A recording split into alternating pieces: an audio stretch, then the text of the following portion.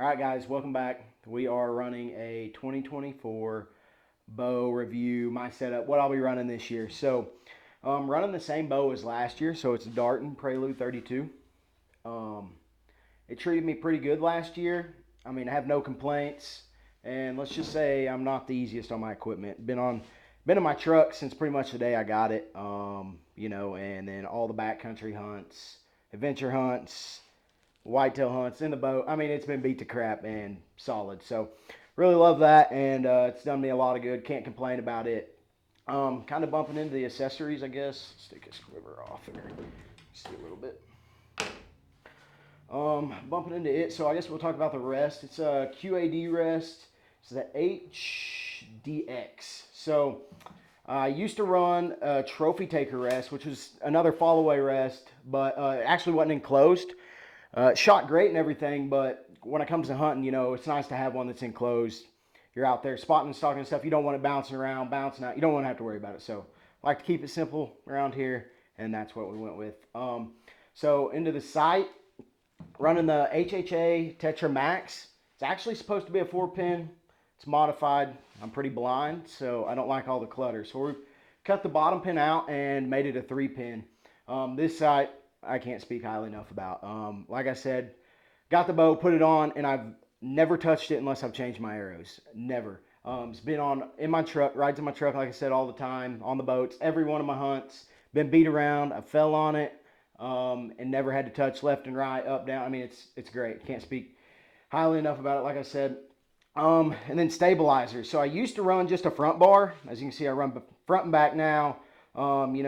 Tack, shots, shooting a lot of distance, starting to get more comfortable, at distance on animals, all that. Front and back bars. I really, can't say enough about them. They really help when it comes to shooting really good groups at distance. The pin float, just gets tremendously smaller. So if you ever thought about getting them, get them. But like I said, they just help a lot. Distance does make your bow a little heavier, but I would trade the weight for how small my groups get. Quiver is just a tight spot quiver. I like how close it sits to my bow. So been running it. Sits, really gets as tight as you want. I'll show you. As tight as you want to the bow. So, it'll suck all the way in if I need it to. But really like it. It's lightweight. So it's a pretty good one to run. Like I said, no complaints. Been solid, light. It's 5-arrow quiver. And then bumping into, I guess, arrow setup. Same arrow setup I ran last year, but it kind of took a little bit to get back to these arrows, I guess I could say. So I was running these last year, and then during tack and shot and everything, I was playing around with the RIP TKOs. Great arrow and everything, but I was playing around with the thumb button instead of the old trusty wrist strap release. And Jackson, Bryce, everybody knows the thumb button wasn't for me. I don't know how many of them rips I blew up or lost in trees. It was just bad. So went back to the old trustful or old faithfuls. It wasn't broke, so I don't know why I tried to change anything. I was shooting good with them, but back to the arrow. VF TKOs, like I said, running lighted nocks so you can see them on film, and then just a normal 3-fletch, pretty much Blazer X veins.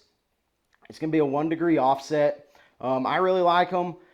They steer broadhead, great, and they seem to fly really good out of the Darton, so no complaints there, and I'm going to keep shooting those for a while. As for the broadhead, so new to this year, I'm running the REKs.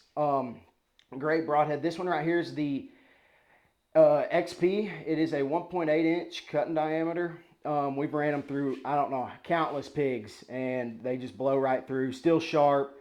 Blades ain't bent, chisel tips all good. I can't say enough about those. And then their brand new one is what I'll be running mainly.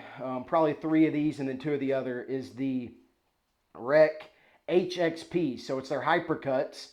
It is a 2.25-inch cut, and man, the damage these do is just unreal. Blood trails, they're crazy. So that's what I'll be running for these. We really, I guess, back to it, really like the big O chisel tip on it.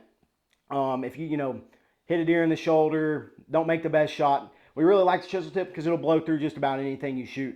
So that's been great, you know, for pigs. Hit a few in the shoulder, hadn't had any problems. So really liking those, and that's what we'll be running this year. Well, back to the arrows. They weigh like, about 430-ish. My opinion, about the best weight you can get for, you know, what we do. A lot of mainly whitetail tree stand hunting. You want something that's pretty quick, and you know it still hits really hard. And I've always got to pass through with them. And you know, back to the whole, if it ain't broke, don't fix it. So I'm gonna keep running about that weight there. So that's kind of it for on the arrows. And then I guess back to the bow, kind of bouncing around here, but draw weight or axle to axle. It's 32, kind of like it says in the name. 28-inch draw, and then draw weight is set at 70. Was 76 when I got it. Ain't checked it in a while, so we can check it real quick.